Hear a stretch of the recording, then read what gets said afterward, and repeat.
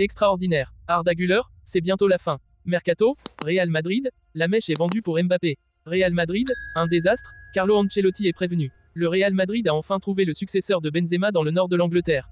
Avant de commencer, si c'est la première fois que tu passes ici, je t'invite donc à t'abonner, c'est gratuit, ça prend 2 secondes et ça fait plaisir. Merci beaucoup à toi. Arda Güler a connu des débuts très frustrants au Real Madrid.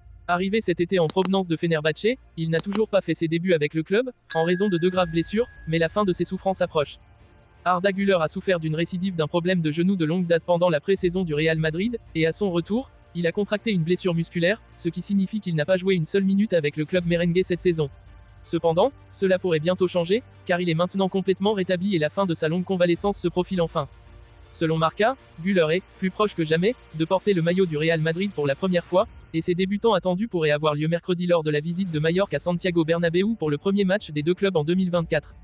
Si tout se passe comme prévu, il devrait faire sa première apparition au début du mois de janvier, soit contre Majorque, soit contre Arandina en Coupe du Roi. Les supporters merengues auront hâte de voir ce que propose l'héritier de Mesut Özil. La presse espagnole commence à évoquer l'avenir de Kylian Mbappé. Et pour cause, le Real Madrid se préparerait à transmettre une offre à prendre ou à laisser. Pour l'heure, la décision du joueur français demeure inconnue. Mais comme l'a indiqué Jérôme Rotten, le champion du monde 2018 a l'air épanoui au PSG.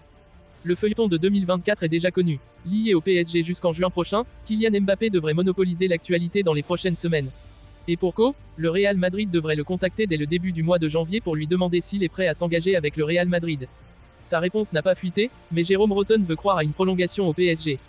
Je sais qu'il fait très attention à ce que l'équipe dégage, à ce que le club dégage avant de parler des performances, et je suis persuadé qu'aujourd'hui il est très heureux dans le vestiaire.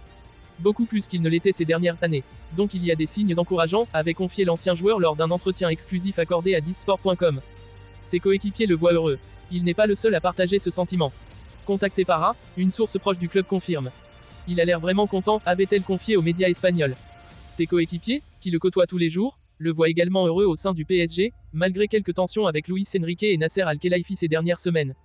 Est-il heureux à Paris? Oui, je le vois heureux, et ses statistiques, ses buts, ses performances sur le terrain le montrent. C'est un joueur qui fait beaucoup de choses au PSG et qui est important pour que l'équipe soit à un grand niveau. C'est un joueur important, qui fait bien les choses et qui a beaucoup progressé ces dernières années, avait déclaré Marquinhos durant l'été. La réponse de Mbappé est désormais attendue. Carlo Ancelotti a pris tout le monde de vitesse et notamment le Brésil en prolongeant au Real Madrid jusqu'en 2026. De quoi lui permettre de travailler sereinement désormais. C'est mal connaître la Maison Blanche.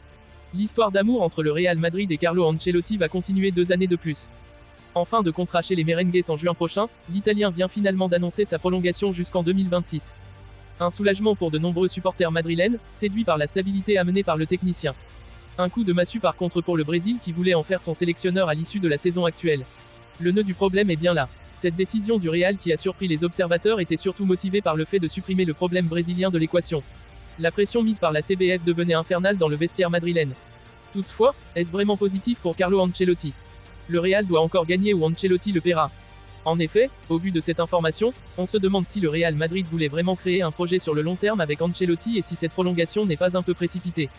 Le journaliste de la cadena SER Antonio Romero le confirme déjà, même avec 2 ans de contrat en plus, Ancelotti reste sous pression niveau résultat.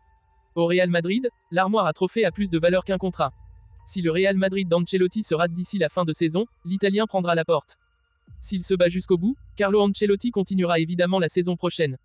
Sinon, il partira. Que personne ne soit dupe, si d'ici la fin de la saison c'est un désastre et que la saison suivante commence et que le désastre continue, Carlo Ancelotti ne terminera pas la saison, a-t-il lâché. Il précise cependant que le choix de garder Ancelotti n'est pas dû au hasard. Les dirigeants madrilènes ont de l'estime pour l'Italien qu'ils considèrent comme le meilleur entraîneur sur le marché pour gérer le vestiaire. Ancelotti doit donc maintenir le cap en Liga et jouer le titre en Ligue des Champions car il serait étonnant qu'un plan B du Brésil arrive sur sa table au cas où. Conscient qu'il est nécessaire de trouver un remplaçant à Karim Benzema, le Real Madrid aurait choisi de miser sur Marcus Rashford. En difficulté sur le plan offensif, le Real Madrid a pris conscience, après cette première partie de saison, qu'enrôler un remplaçant de poids à Karim Benzema était une nécessité absolue. Selon les informations divulguées par Fichares.net, le profil de Marcus Rashford serait apprécié par les merengues. En fin de contrat à l'issue du mois de juin prochain, il apparaît comme une opportunité à ne pas manquer. Son évolution du côté de Manchester United serait scrutée depuis de longues années par la direction du Real Madrid qui souhaiterait engager de premières négociations dès le mois de janvier.